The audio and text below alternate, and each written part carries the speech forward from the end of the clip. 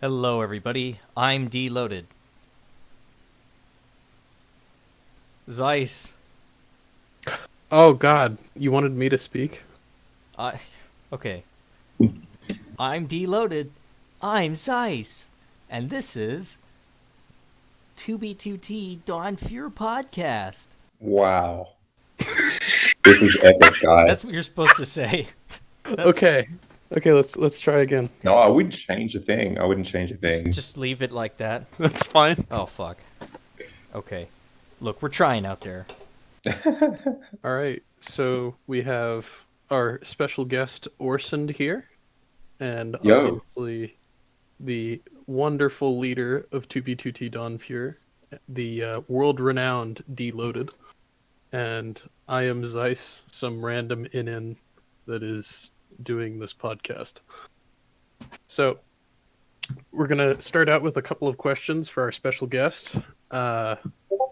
Orsond is known for being a high-ranking member of Guardsmen and a well-known 2B2T player. So, Orson, when did you start playing 2B? Oh, well, thanks for having me on the inaugural show. Is that the right word for it? Yeah. Um, I guess I joined probably, I'm gonna say it was either at the beginning of 2020 or the end of 2019. So yeah, man, I just kind of joined. I had was searching around, I guess, searching around for a server that I could play on where I could grief some people's stuff, really.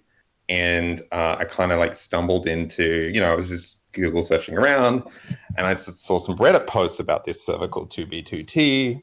I joined. I did what every sane person does when they join 2B for the first time: look at the queue and then go away and then come back again later, right? And so, like, I wasn't going to go sit through the queue. So I bought Prio, got in, and just started exploring. And I guess I was kind of, I was there for the atmosphere at first. I was like, this is interesting, you know. And I know that's like very cliche to say it's about the history. And I'm certainly not one of those history people. But certainly to have like, a depth of experience on a Minecraft server that was kind of cool to me, and very new. So I was really intrigued. And I had been playing, I guess, Minecraft like back in the alpha days in the early 2010s.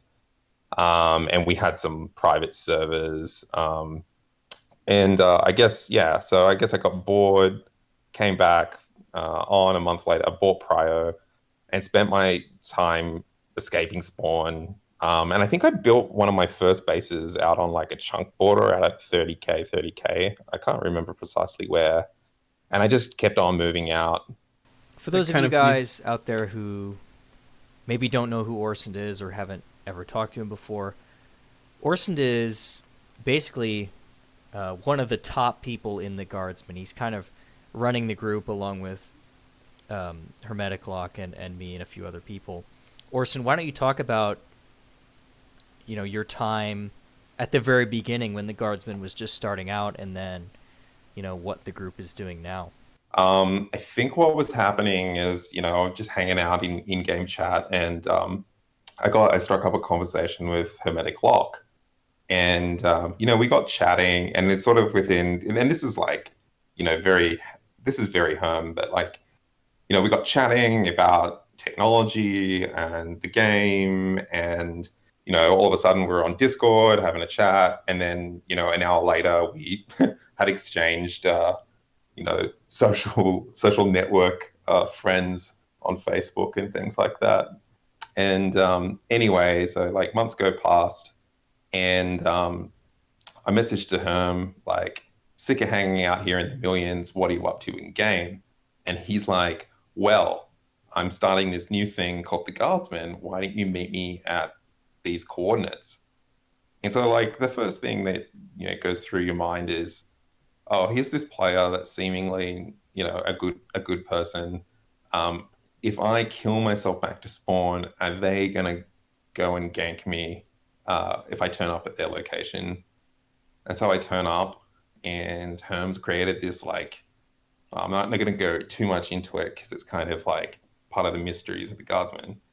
But we turned up at the what is now like the homeland coordinates, and there were a couple of builds there, and Herm inducted me as one of the first Guardsmen. So it kind of rapidly grew from there. I mean, Herm was the one that knew a lot of people, and I guess I kind of fell into this role of like trying to motivate people to work on projects and get them excited about the group.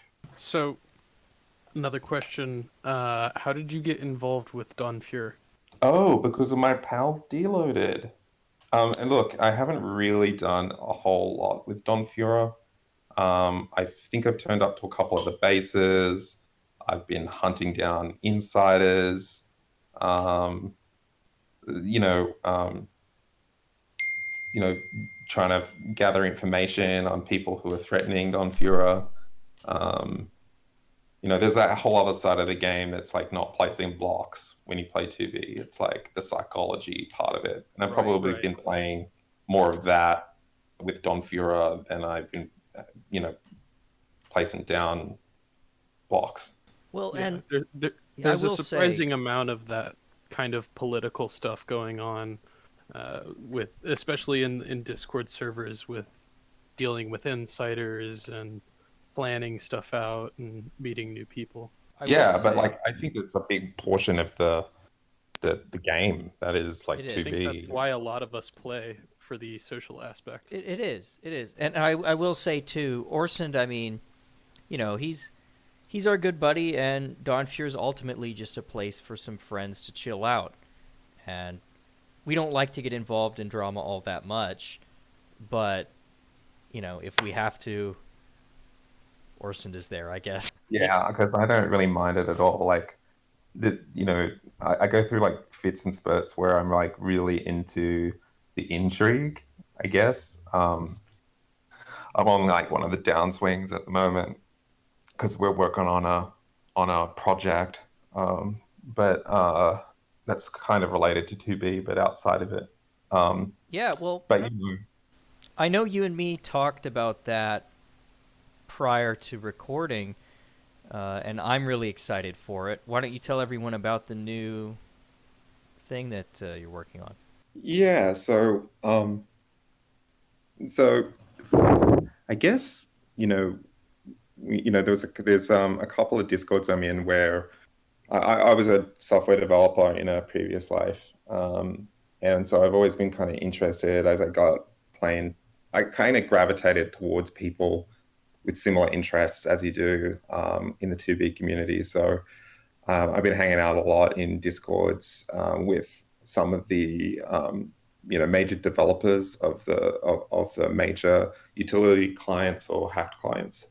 One thing that has always been really interesting is, at least to me, is like, Minecraft is this multiplayer experience, right? And many of the utility, or I would say all of the utility mods, have effectively like all the features within those utility mods are single player features. Like you got your crystal aura or your baritone. There's very limited amounts of sharing of information between the clients. And so one thing that I thought would be really cool, and I started writing, was a way for you to temporarily share coordinates with certain sets of, or with a certain group of other players on the same server. And I wrote a prototype of that. I think it's about like a month and a half ago. And, I got chatting with Sakuya and Ox and various other people. Like, wouldn't it be awesome to be able to have this sort of, I don't know, like improve the multiplayer experience? So I was kind of thinking about the things that I would find really useful on a day-to-day basis. And, one of them is, which is very simple. I use multiple computers to play the game, and my client settings are different on both computers. One computer has some waypoints, the other computer has a different set of waypoints, which I actually need on both computers. the Securio and I kind of sat down and went, well, this is actually kind of cool, because what if we created this, I guess, this external server where you could securely exchange that information. So that's sort of how this project called Collar was born. So with Collar, what you can do, and our planned like 1.0 feature set is really awesome. You can create like a party or a group of players, and that group lasts for as long as there's a player in the group. You can share, turn off and on sharing your coordinates with the other player, which gives them either a waypoint or a tracer to the other player. It doesn't matter where they are in the world, as long as they're in the same dimension. So, if I was in the overworld and, Deloaded was in the nether, we wouldn't be able to see that. But if we were both in the overworld and we were even like on opposite ends of the map, on, opposing ends of the world border, we would be able to see a tracer and, the distance in blocks between each other. Even things like what armor Deloaded is equipped with, which is really cool. Right. All Yeah. that is revolutionary. There is no module out there right now, I believe anyway, that can do that kind of sharing with that kind of detail. That could be Yeah, pretty no, neat. I haven't really seen anything like it. I mean, one drawback, like I guess like one drawback as we're kind of designing it and talking to people about it is that, people are very worried about sharing their coordinates, right? And particularly worried about sharing those coordinates with me and Sakuya, probably for good reason. So I went looking for some off-the-shelf technology that we could use within the client, to offer some end-to-end encryption. So if we're sharing our coordinates, say if I'm sharing my coordinates with you, Deloaded, that data has to go from my computer to the Collar server, from the Collar server to Deloaded, right? And the server would be able to, in a normal scenario, the server would be able to look at the coordinates and log them. So I would, as the server owner, I would have access, just like Housemaster does, to everybody's chords. And that's just not really something that people are willing to accept. So what I've done is we looked at the technology for the Signal app, which is like a secure end-to-end encrypted messaging app. And we took that technology and effectively wrote our own Signal server in which we can communicate. We can send all of the data to. So when it's passing, the way it works is that Sakuya has her keys. I have I have my keys. And when I want to send a message to Sakuya or Deloaded, I think was the example I was using before. When I'm sending that message to Deloaded, I'm actually encrypting that message so that it can only be read by Deloaded. And so when it passes through my server, it just looks like random noise, looks like garbage. And the only thing that we know is that we want to pass that message on to Deloaded. So it means that the whole system is actually really secure and it's actually perfect for an anarchy Minecraft experience. Pretty cool. Right. I In can see that in being layman's used. terms, your coordinates are safe. Your coordinates are safe. Yeah, look, and this might be the first time that I've said this, Deloaded. Yeah, But your the first coordinates are time, safe with me. for the first time ever, your coordinates are safe. Yeah, your coordinates are safe. And that could be very useful because a lot of people get token logged on Discord, even though people think Discord's secure, and get all of their coordinates yeeted. Yeah, I mean, it's actually the way that it's actually a little bit more secure with Collar, because say if you do get token logged, and someone does steal your Collar keys, you can actually just go to the Collar website and just disable and log in and then just disable that device, and delete it. And so that those keys are no longer associated with your user. So anyone who tries to use those keys after you've been effectively like Collar token logged, they can't log in using those keys anymore.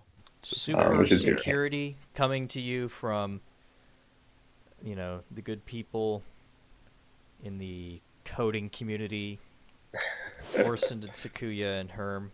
Let's talk about, I want to shift gears for a minute. Yeah. Because I want to talk about the new snapshot features. Zeiss, how do you feel about the new snapshot? It's probably the biggest update to Minecraft basically ever. I'm most excited about the increase of the world height limit, because that would allow for some pretty insane builds. Yeah, But as also builders, that's yeah, that would be amazing. And also the opportunity for like giant open spaces underground that are planned to be in 1.17 would be amazing for some underground cities that aren't so labor intensive. What do you think about it, Orson? Have you seen? I don't know. Have you I seen have that? seen, yes. It's never going to come to 2B, but you know. It may. I mean, they've Let's cross been our talking fingers that about. it How does. does that work? How does that work if you're in a 1.12 chunk and suddenly there's 64 more blocks Oh, below Well, you? no, isn't the it's gonna issue be with pretty updating, jarring. isn't it like stability with the number of players online? Isn't that the reason why they don't update Yeah, it? but if I you're think in a 1.12 chunk and suddenly there's 64 more blocks of stone yeah, below that would you be than there weird. were before, how does that Wouldn't it happen? just would it just change it on the chunks that are new Would it or have to No, go no, back? it would be on new chunks. So there would be So bedrock. it'd be like between the 117 and the 112 chunks, it'd just be super huge. There would be a Like you just gap. end up with this massive cliff. There would be a chunk border where there's you can get under the bedrock now because there'd be a chunk border. well, I'd love Yep. to see that kind of chaos on A 2B chunk though. border at the bottom of the world. That would be fucking crazy. Yeah, or maybe they're gonna update the generation so that you just end up with a cliff of Cliff of bedrock. bedrock. Yeah. Yeah. That would Like be if the I only was built safe way to do it. if I was Mojang, that's probably how I would do it. And from what I've heard, 1.17 is a lot more stable on multiplayer servers than the previous versions. Yeah, fingers Yeah, I had crossed. read that that's a goal Fingers of crossed. the update. Look at the ore generation too. I'm looking at this I chart. love that amethyst. That's so cool. There's a It's like chart. just They changed the heights at which different ores generate. Like it's, That's so cool. it's completely diamonds, game changing. Like emeralds only like emeralds are only in mountain biomes, basically. It mine looks like. bones, yeah. Or I in think in that's how really it high already up is.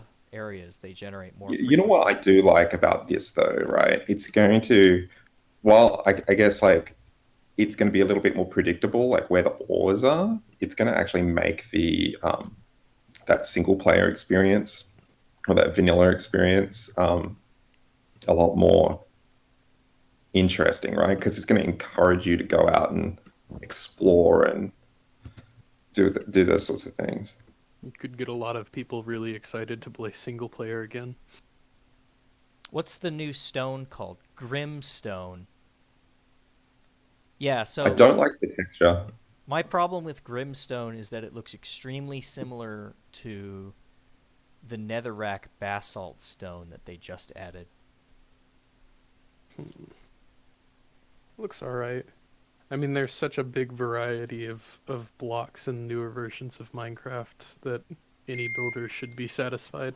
Like it looks, but my beef is that it looks like identical. Yeah. Like side by side, I don't think you could tell the difference. I think there was some messages with the Mojang team on Twitter, and they were just saying like the textures are going to be They're not final changing. Yeah, like on the whole, like 117 because they're at both least. basically a black version of stone brick. Yeah. Although I personally love stone brick, so I'm kind of excited about Grimstone. Oh yeah, like I'm happy to get a black version of stone brick. My point is that that already exists in the form of nether brick. Yeah, like remember at Adamantium, I was just like going everywhere and I was building lots of stuff out of staircases. Like the ability to texture, like, and it was really just a texture with different pieces of staircases. The ability to have like one more staircase block that I can texture with. I'm really looking forward to that. Yeah, you could make a pattern with the different colors of stone brick and have it be Yeah, right. fading into a darker gradient or something weird That like could that. be very cool. Yeah, There are a very. lot of new possibilities. There's such a variety of things that you can do with all of these new blocks. What was that block that is like uh it's like mushroom carpet or something? Um, It sends a redstone signal if you oh, touch it. And people said it's used for wireless redstone. Oh, I know what you're talking about. Yeah, I yeah, forgot what it's called. It's that would like on be the tip of my tongue. fucking crazy. On 2B, that would be insane. yeah. There'd be a lot of issues on TV with that. There'd probably be some exploits, coordinate exploits. There's always exploits. Yeah, big ones. Yeah. Big ones. I'm most excited for 1.17 for the building aspect. I think it's just going to be completely game changing. I'm really looking forward to the new exploits.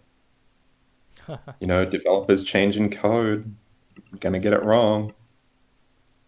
Right, that always happens. Yeah, So it's funny. let's move on a little bit and talk about what's going on 2B right now. I Do you know know. what? Go I ahead, haven't Orson. logged on. You haven't I logged haven't on logged in a on. while? I haven't logged on. I did. I was gonna go and try and induct someone into the guardsman the other day, and then yeah, I just came back on an alt, and the alt didn't have all the equipment on it, and I was like, yeah, fuck it. I'll deal with this later.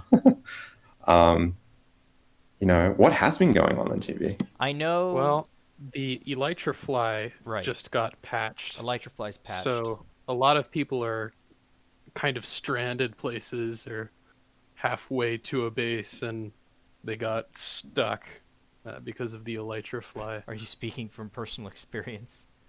Yeah, yeah. Uh, well, I'm speaking for the experience of a couple of people at one of my million spaces that a couple of people were halfway out and then E-Fly just got patched and now they're stranded.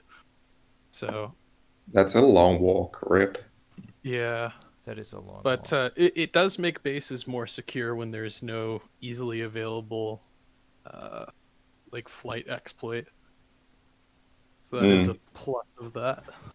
So we were planning a base out in the end to make use of that, and like we've got all the materials ready to go, and then it gets patched. Um, Very sad. If, well, I think the TPS has not really actually been that much better on the server lately. So there must be some kind of stuff going on with that. Well, the Q-botting is over, at the very least. The queue's still pretty long though. It is still pretty long, but back in December, that was fucking horrible. It was like 250, 300 It was on horrible. Prio. Yeah. Yeah. Whenever anything like that happens, I message Foreskin and I'm like, please stop. You think he's to blame? Huh? Oh, totally. It's like Weren't- him and Brownman for sure. Yeah, the Brownmen were responsible for the queue botting, I thought. Yeah, that sounds about right. I think they Yeah. might also be doing some nefariousness because I saw that they were logging a whole bunch. So Logging that in sounds and like a logging dupe. back out? yeah, at night. That sounds like a dupe. Yup. Yeah. Yeah. Well, There's- they did also reinstate entities through portals. So there is a lot of rumors going around about a possible dupe that there's a new involving dupe. that. There's always a there's- dupe. That's the thing. There's always a dupe. There's It always just a dupe. depends And on you whether know, or not to you know credit about at the Brownman, they are very good, and I will give them very little credit. Apart from this, they are really good at finding dupes. They just are good at it. 2B Yeah. just has these Certainty. people that know life the shit out of everything and just find the exploits. Yeah, Do you well, know what? That's part of the game is no lifing it. when I first joined 2B2T, I was surprised how many people were like turbo nerd coders, and they were just constantly figuring out all of these new exploits and stuff. Didn't really expect that. It is actually pretty cool. There's a Yeah. sizable part of the community that really just does that. It's a lot bigger than I thought it would be. It's true. Builders, I think, are still the oppressed minority. Yes, builders rise up. Builders go join DonFuer. There's a lot of Hey, people that are like, they say they're builders, but they're awful. Yeah. Well, to bring it back to DonFuer, DonFuer has a spawn division now. It's Right. called the DonFuer Spawn Rangers, and we've been doing a couple of spawn bases recently. It's been around for a And few the months. whole idea of the spawn rangers is that we find really good builders and bring them out to a spawn base, and eventually the good builders would get fed up to the main DonFuer group. It's like a DonFuer boot camp. That's what it is. We've been having some moderate to good success with doing that. We do get a lot of people that are just they need help. Yeah, But that's okay. Unfortunately, that's okay. the issue with running a spawn group is you get a lot of new fags and not great builders, but then you also get the diamond and the rough and get a couple of those really great dedicated people. Some of these people, they've got potential, and if we put them at a base that's rolling, that's making progress, at a spawn base, they can learn by seeing what other people do. And I've seen some of them on something get really better. important there, Deloaded. Like, because a lot of the groups on 2B are very elitist. But I think, you know, I think one of the great things that I've learned from playing with Herm is like giving people a chance and giving people the opportunity, right?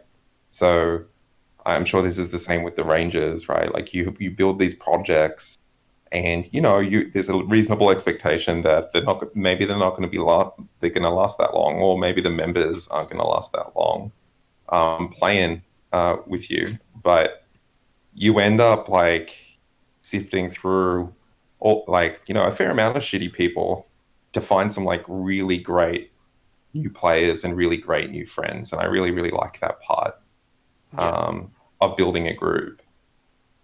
Right, that's the idea, and it's all good fun.